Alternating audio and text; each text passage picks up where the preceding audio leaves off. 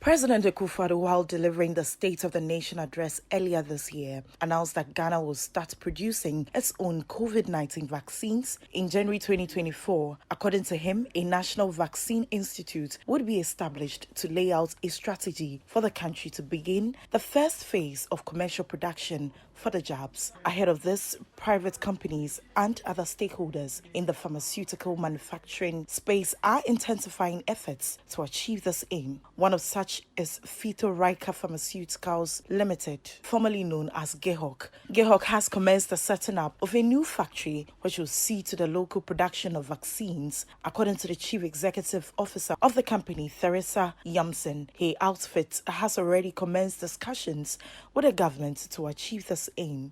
She spoke to the media on the sidelines of a grand derby organized to crown this company's 60th anniversary celebrations. We have also been discussing with the government, in fact with the vaccine committee that was set up in order to see about the production of vaccines locally. If you look at the overall outline that the government put together, there were key companies that were outlined that would go first. We are in what we call the second tier, which would come a little later in terms of being able to do that. Once we establish the new factory, we can then go on to look at possible vaccine manufacture as well locally.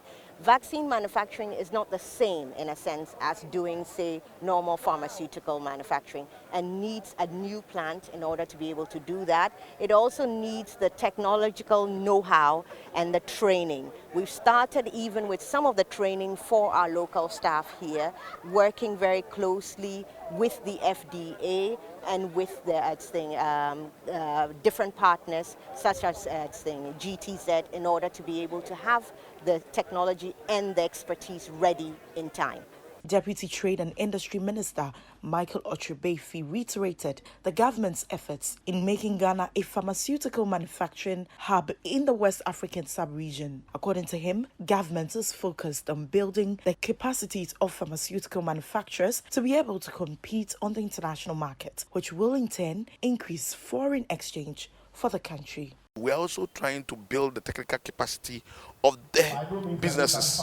Most of the pharmaceutical manufacturers are not so enhanced. They don't have the strength, the capacity to even engage in international manufacturing. That's how come government is now trying to do everything possible to get them into it by building the capacity of and also building a biomed equivalent center to be able to help these pharmaceutical companies to boost their operations. And we are poised in doing that. Government is also trying hard to set up a pharmaceutical manufacturing hub, like an enclave, where we will be able to gather most of the pharmaceutical manufacturers to do manufacturing, to boost our production and also our export, which will metamorphose into getting more foreign exchange for the country.